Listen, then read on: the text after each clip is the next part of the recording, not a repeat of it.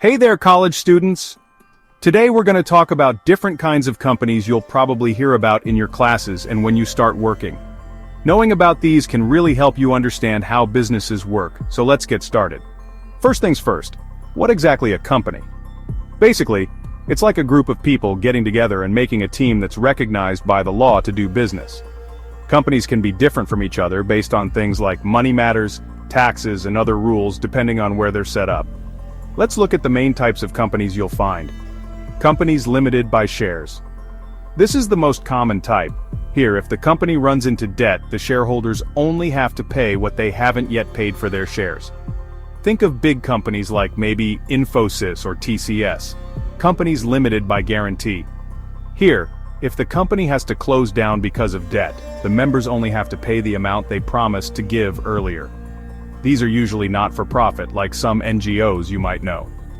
Unlimited companies.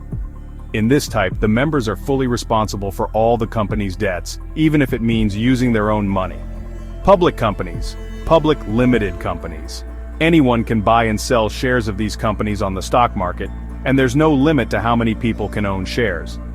Like, say, a big company like Wipro or Hindustan Unilever. Private companies. Private limited companies.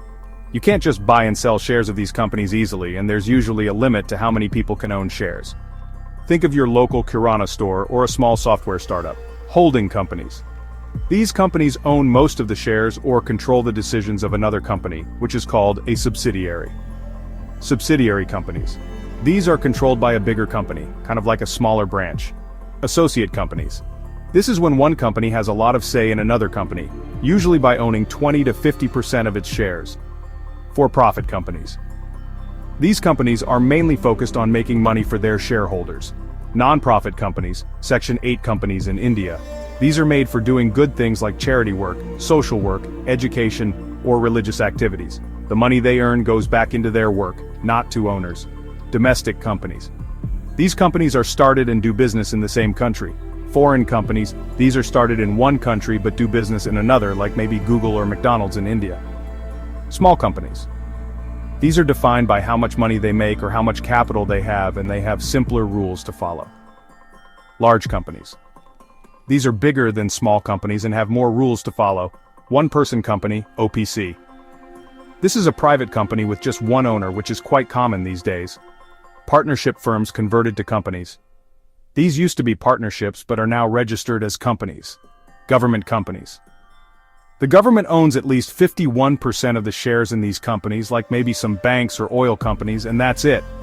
The main types of companies all explained simply. Thanks for watching, and I hope this helps you with your studies and later on in your career. See you next time, my dear students.